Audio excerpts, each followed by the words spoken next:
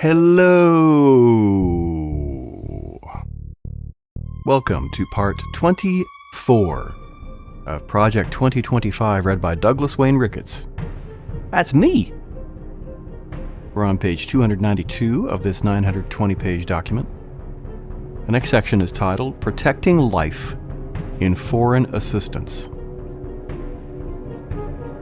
Protecting life should be among the core objectives of United States foreign assistance.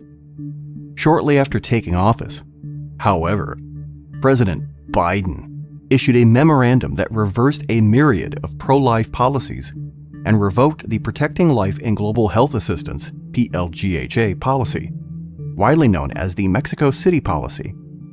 Biden also restored funding to the United Nations Population Fund (UNFPA), which supports and implements China's coercive abortion and sterilization regimen.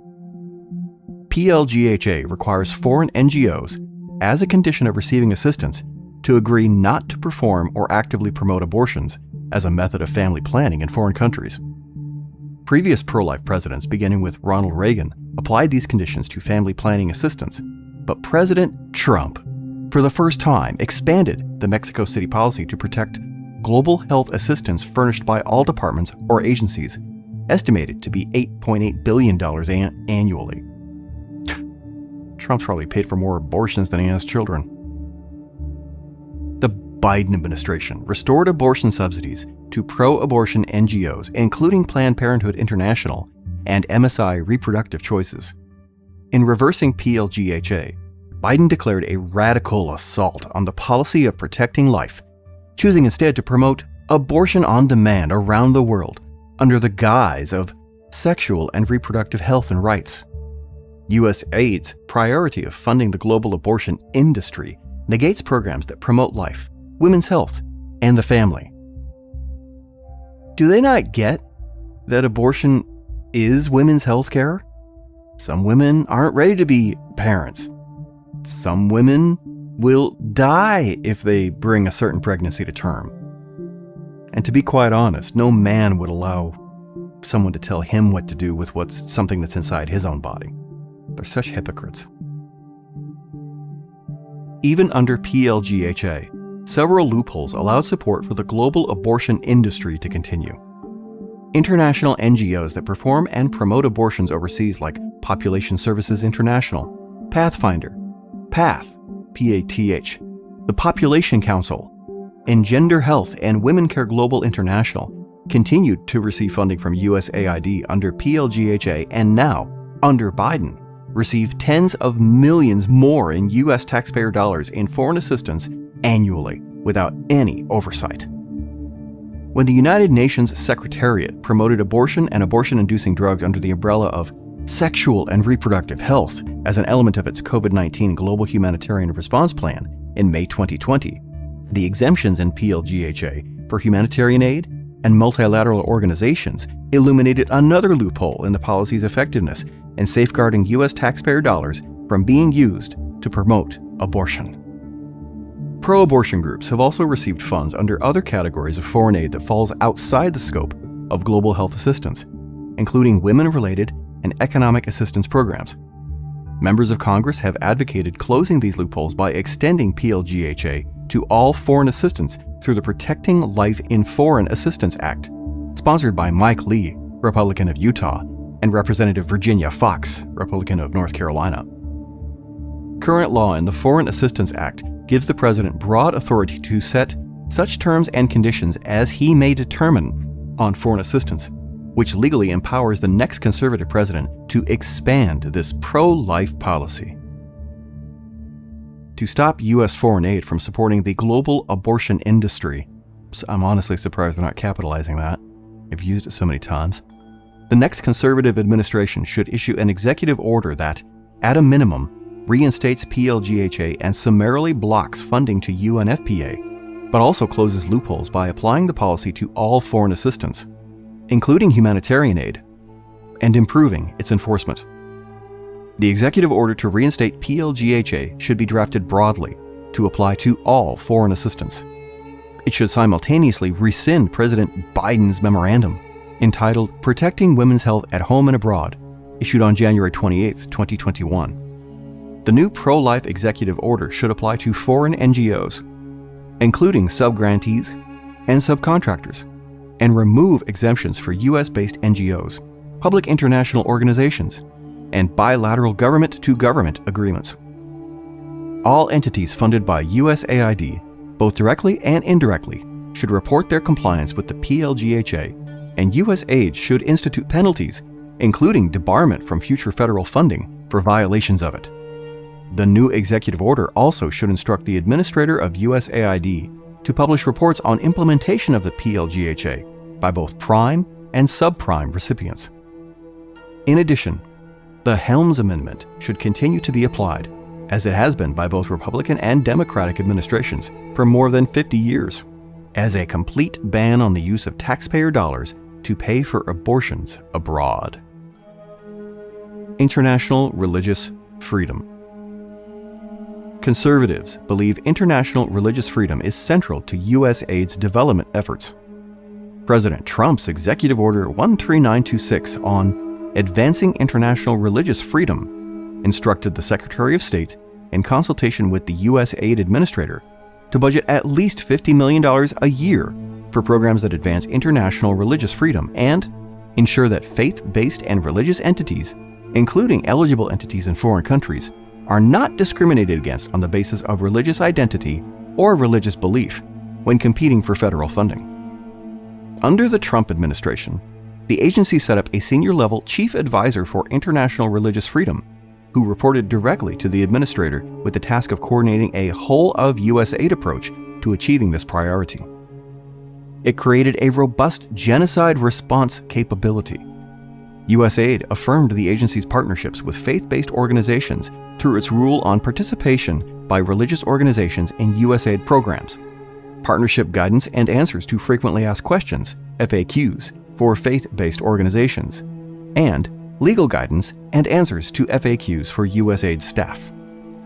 Today, USAID officials and their progressive partners have resisted efforts to promote religious freedom, especially as it relates to abortion and gender ideology, which are anathema to the traditional societies where USAID funds programs, in addition to many U.S. taxpayers.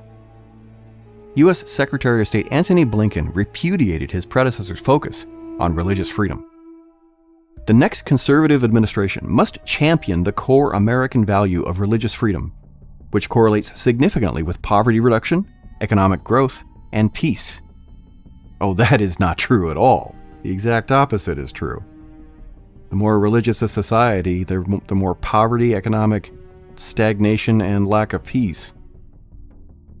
It should train all USAID staff on the connection between religious freedom and development, integrated into all of the agency's programs, including the 5-year Country Development and Coordination Strategies due for updates in 2025, strengthen the mission's relationships with local faith-based leaders, and build on local programs that are serving the poor. Congress should appropriate funding to USAID specifically to support persecuted religious minorities in line with Executive Order 13926. Streamlining procurement and localizing the partner base. USAID is a grant-making and contracting agency that disperses billions of dollars of federal funding in developing countries through implementing partners, such as UN agencies, international NGOs, for-profit companies, and local non-governmental entities. In rare instances, such as in Jordan and Ukraine, the agency provides direct budget support to finance the operations of host country governments. USAID far more often counts on expensive and ineffective large contracts and grants to carry out its programs.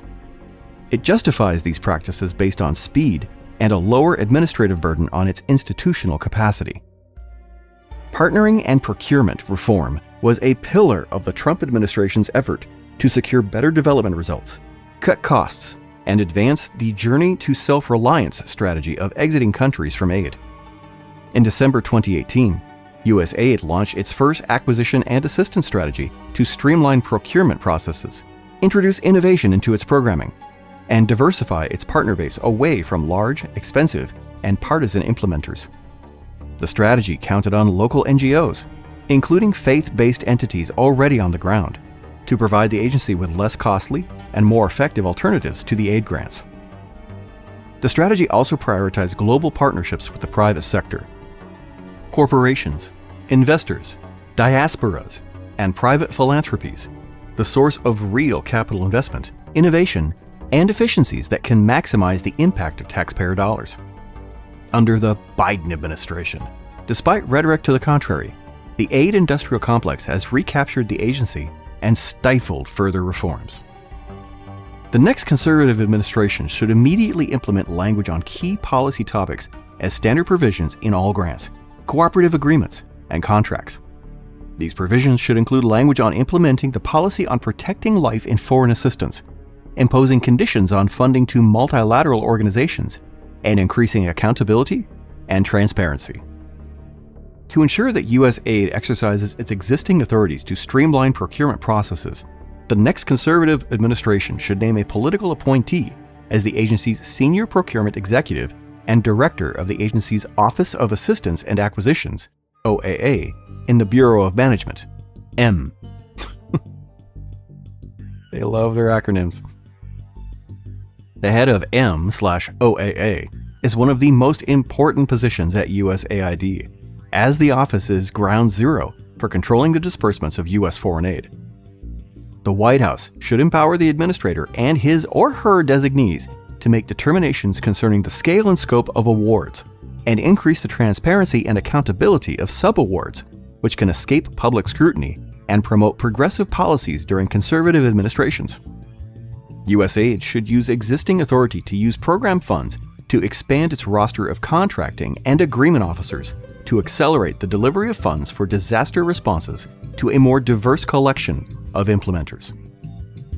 Accomplishing the next conservative administration's policy goals at USAID will require that political appointees have knowledge of, responsibility for, and visibility into the design and awarding of grants, contracts, and cooperative agreements. The administration should restore the Senior Official Accountability Review, SOAR, or create a similar process to ensure that proposed programs above a certain dollar threshold in total estimated costs over total estimated amount receive a close review by policymakers in each bureau and office and, for large awards, in the agency's front office. I'm gonna take a sip of my drink. Nothing fancy today. Sparkling water, a little bit of Lady Apple kombucha, and dark rum.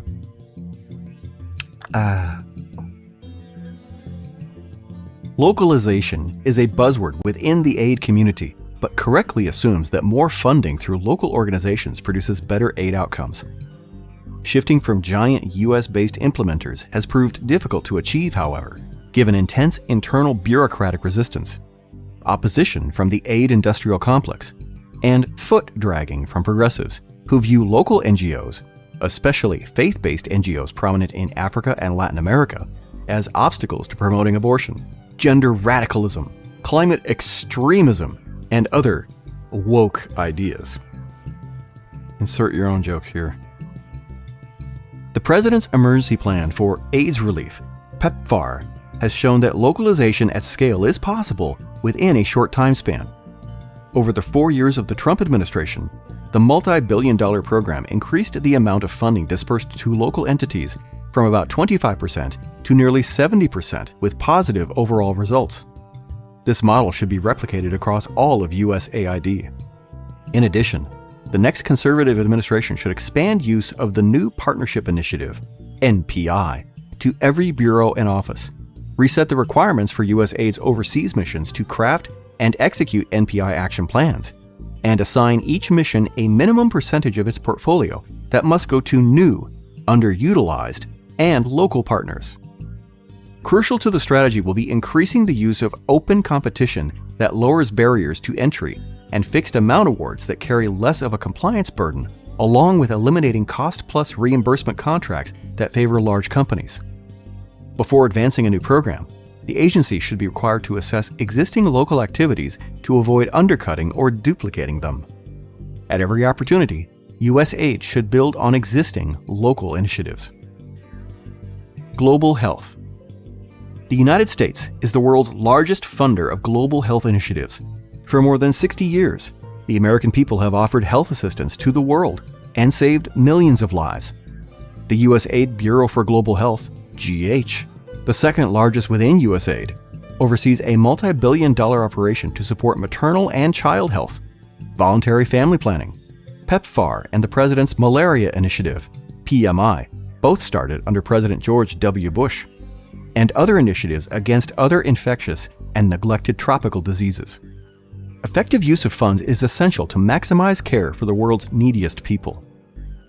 Countries with strong health institutions and sound public health practices responded quickly to and recovered more rapidly from the COVID-19 pandemic. This demonstrates the importance of localization, by which USAID helps governments and the private sector in developing countries to strengthen their own ability to address needed training, services, accountability, and organizational capacity. Unfortunately, many USAID-funded global health activities remain rooted in patterns that began decades ago and measure improvements in terms of inputs, money spent, instead of outcomes achieved. From the 1950s to the 1970s, the major recognized threats to human health were infectious diseases such as polio and smallpox, and USAID funded programs in a country, not with a country. Maternal and child health, food, water, and sanitation programs were often intermittent. USAID consistently financed population control, contraception, and abortion as essential to development. Most programs focused on one disease or condition, but had little integration with other global health activities. Chronic diseases were ignored. And of course, they're just making these claims, not a single citation for any of them. Consequently, the next conservative administration should focus on updating the Global Health Bureau's portfolio, emphasizing a comprehensive approach to supporting women, children, and families, building host country institutional capacity, increasing awards to local and faith-based partners, expanding what occurred during the Trump administration with the NPI, and improving USAID's ability to coordinate with local partners. Updating funding priorities. The Bureau should identify and eliminate outdated and ineffective concepts and focus on funding innovation. A rigorous review is necessary to ensure that corrupt programs and funding streams avoid wasting taxpayer dollars and prioritize what is needed now and what works. Focusing on holistic health care and support for women, children, and families. Continued high rate of maternal and infant mortality is a persistent global tragedy. Contrary to current publicity, this problem is not solved by abortion. Families genuinely cherish children. The next leadership at USAID must focus attention on women and children's health, including unborn children, as well as health risks across lifespans, including childhood infections, cervical cancer, adolescent risks, and family stability by utilizing a coordinated approach. The Bureau should implement a request for application for resilient families that harvests collaborative funds from siloed programs and makes individuals and the family, not diseases or conditions, the true focus of intervention. Sorry half your family died of starvation, but hey, at least you had them. Increasing USAID collaboration with faith-based organizations. FBOs historically have been much more successful in outreach to remote and vulnerable populations based on trust built through decades of service. The value of collaborating with FBOs was demonstrated in the October 2020 Evidence Summit on Religious Engagement. In sub-Saharan Africa, FBOs often provide more than 80% of healthcare, especially to the extremely poor. In contrast, the Global Health Bureau historically has provided 85% of its funding to large U.S. NGOs with significant overhead costs, as a result of which only 20% to 30% of funding reaches people in need.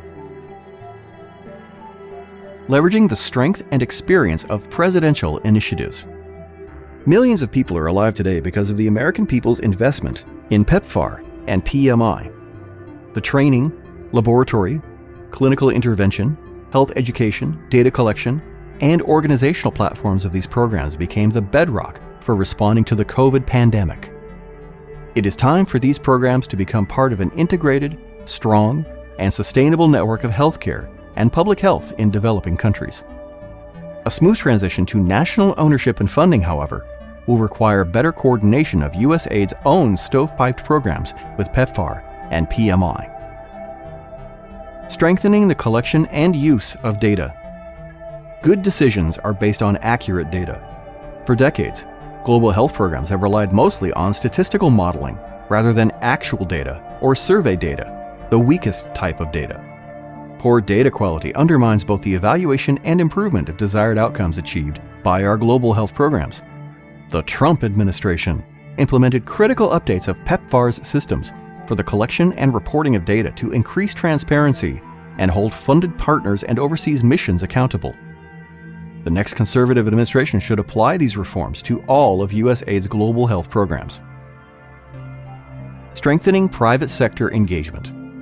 The Bureau's Center for Innovation and Impact, CII, should be empowered to expand networks of private and faith-based health organizations that can develop projects using development impact bonds, capital funds, and innovative technologies, including with the Millennium Challenge Corporation and the new U.S. International Development Finance Corporation. More flexible and agile CII funding will spur innovation within the Bureau and help to enhance countries' self-reliance in the provision of healthcare. Improving Bureau hiring, staffing, and recruitment practices. The Global Health Bureau should address its own management challenges by modifying the high ratio of contractors to direct hires, holding career leadership accountable for effective management, and building more flexibility in emergency responses. Bureau personnel suffer from mission drift, burnout, and a lack of vision. New directives, social agendas, and extra layers of review have obscured core activities and caused talent to leave the agency. Conservative leadership must return the focus to development and improved workforce morale, and focus on global outcomes and the efficient use of taxpayer dollars. Holding the UN, the World Health Organization, WHO, and other multilateral organizations accountable. Leadership should designate a political appointee to help coordinate cross-agency efforts to hold the U.S. government's multilateral partners, UN and WHO agencies, and other international organizations to a higher level of financial and programmatic accountability, including assurances that language promoting abortion will be removed from UN documents, policy statements, and technical literature. The United States must have more prominent representation in international technical committees and regulation-setting organizations to ensure the proper execution of American resources, the preservation of our values, the protection of innovation, and the vitality of our biomedical sector. Global humanitarian assistance. The U.S. government is the world's largest humanitarian actor, annually dispersing billions of dollars in life-saving assistance, food, water, shelter, emergency health care, and related protection support to tens of millions of vulnerable people. Funded by the U.S. Congress through the International Disaster Assistance Account, IDA, USAID pays for nearly half of the budget of the Nobel Prize-winning UN World Food Program, WFP, as well as dozens of simultaneous operations that range from responses to hurricanes in Central America to tackling outbreaks of Ebola in Central Africa and caring for millions of people displaced by ongoing conflicts. USAID's emergency responses once were focused primarily on natural cataclysms such as hurricanes, floods, and earthquakes. Today, the agency spends more than 80% of its humanitarian budget on chronic man-made crises. Most of these emergency responses began years ago and absorb billions of dollars annually with no end in sight. Well, yeah, because humans make a mess. Especially humans who work for Trump. Every year sees financial demands grow in response to new conflicts, most recently, Ukraine. The budget of the Bureau for Humanitarian Assistance, BHA, has doubled compared to just a few years ago, and BHA can no longer manage its funds responsibly. A politically powerful foreign aid industry that benefits financially from extending and expanding these large-scale programs for years, even decades, ensures little scrutiny of these ever-increasing appropriations. The massive growth in emergency aid distorts humanitarian responses, worsens corruption in the countries we support, and exacerbates the misery of those we intend to help. The permanence of this assistance particularly in countries where we have little to no in-country presence and must rely on UN agencies to self-monitor, has morphed into a co-governance scheme in which the US government effectively finances the social services obligations of corrupt regimes that threaten the United States. These governments can then redirect scarce budget resources away from costly health and education toward financing their wars, supporting terrorism, repressing their citizens, and enriching themselves. Examples of this abuse are spread throughout the world. Over the past decade, the US government has expended $14 billion in aid to Syria, where the bloody regime of Bashar al-Assad, a close ally of Iran and Russia, skims nearly half of foreign aid through inflated official exchange rates, the diversion of food baskets to its military units, and the procurement arrangements with compromised local contractors. Yemen, once the breadbasket of the Arabian Peninsula, is now dependent on billions of dollars of aid as formerly productive Yemeni farmers cannot compete against free food, while irrigation systems remain in disrepair, leaving the country to suffer from water shortages during long summer droughts and flooding during its rainy season. Iran-backed Houthi rebels divert substantial amounts of aid to support their war efforts. In Afghanistan, the aid infrastructure built over 20 years of American military presence that 3 presidents wanted to end collapsed with the failure of US-trained Afghan forces to repel the Taliban's 2021 advances. Yet the country has received nearly $1 billion more in US humanitarian aid since the Taliban's takeover, and absent a US embassy to ensure that it is not diverted to the Taliban and other terrorist groups. In Burma, US aid finances all of the food and medical care for hundreds of thousands of persecuted Rohingya? I don't know this word. Let's see what the internet says. Rohingya. Thousands of persecuted Rohingya that the military regime forces to live in open-air concentration camps. In northern Iraq, hundreds of thousands of Yazidis, targeted for genocidal extermination by ISIS, remain in miserable camps unable to return home because of the Iraqi government's refusal to clear out Iran-backed militias occupying their homeland. In effect, humanitarian aid is sustaining war economies, creating financial incentives for warring parties to continue fighting, discouraging governments from reforming, and propping up malign regimes.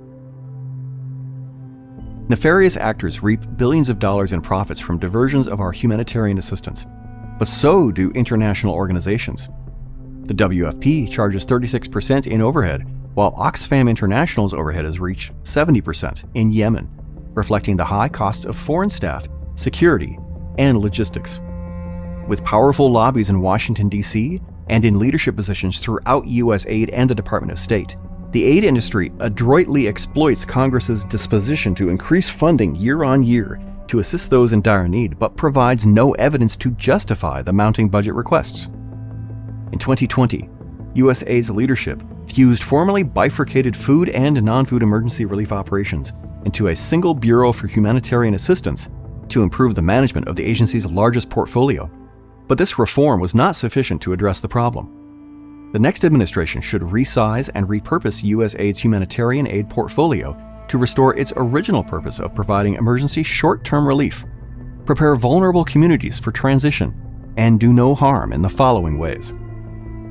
Work with Congress to make deep cuts in the IDA budget by ending programs that do more harm than good in places controlled by malign actors, such as Yemen, Syria, and Afghanistan, where our aid is consumed by fraud, diversion, and partner overhead costs.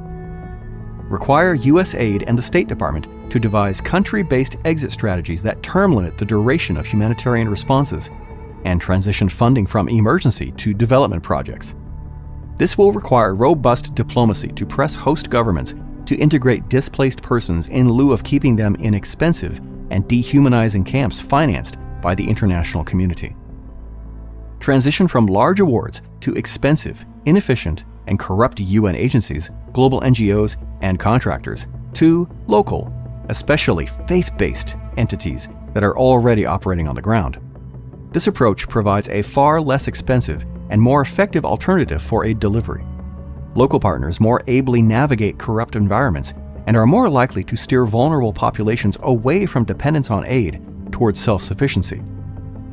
require that BHA avail itself of existing IDA authorities that it fails to use, including to dispense with the cost reimbursement model that disqualifies undercapitalized local NGOs, accept other donor vetting of local partners, streamline the award approval process, and expand the use of fixed amount awards to rein in cost overruns. Direct USAID's Bureau for Management to hire more procurement officers for BHA to strengthen the Bureau's award management capacity and reduce the incentives to issue large awards to aid industry giants. Allow BHA to manage the process of hiring personal services contractors. Require BHA's partners to adopt stricter vetting procedures to prevent aid from being diverted to terrorists. Increase efforts to obtain greater contributions, not just pledges, for humanitarian operations from other donors, and make this a condition for receiving additional U.S. aid. Okay. That's going to be the end of this section. Hey, look at that. We cracked page 300. We're on page 301 of this 920-page PDF document. Book page 269 if you're following along with the printed version, although I highly recommend you don't, because it's infuriating to read.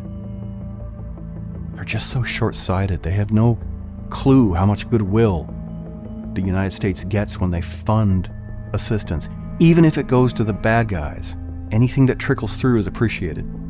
And if people know that they're being assisted and they're not getting it because people are stealing it from them, they're more likely to rise up against their oppressors.